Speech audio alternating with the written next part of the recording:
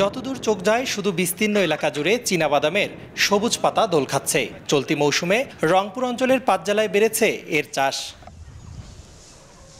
রংপুর জেলার কাউনিয়া উপজেলার কৃষক শহীদুল ইসলাম ব্যস্ত বাদাম তুলতে। খরায় অতিরিক্ত সেচ দিয়েও ধানের চেয়ে বাদামে বেশি লাভের আশা তার। এক মন ধানের দাম মনে করেন 1000 টাকা, আর সেটি এক মন বেচলে 5000 টাকা পাওয়া যায়। মন করে 10 মন হয় 25 শতকে, আর ধান মনে করেন 20 থেকে 15 মন, তাহলে এর যে ফসল ভালো হয়। রংপুর অঞ্চলে অন্যান্য ফসলের চেয়ে লাভজনক হয় অনেকেই ঝুঁকছেন এই বাদাম চাষে।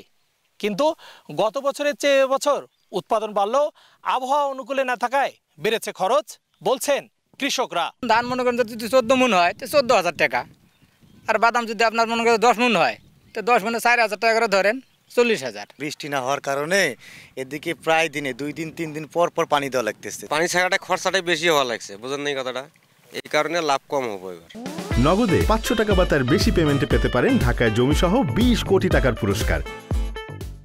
এবছর রংপুর অঞ্চলে 5,525 হেক্টর জমিতে বাদামের লক্ষ্যমাত্রা নির্ধারণ করেছে কৃষি বিভাগ। যদি আমাদের বিশেষ কোনো প্রাকৃতিক বিপর্যয় না হয়, বিশেষ করে আর্লি বন্যা, ফ্লাশ ফ্লাড এগুলো যদি না হয়, তাহলে এই খরিফ একের বাদামটাও কৃষকরা সুন্দরভাবে তুলতে পারবে এবং টার্গেট পূরণ হবে। আবহাওয়া অনুকূলে থাকলে রবি ও খরিফ মৌসুম মিলে 22,375 মেট্রিক টন বাদাম উৎপাদনের আশা কৃষি বিভাগের। রেদওয়ান হিমেল, সময় সংবাদ, রংপুর।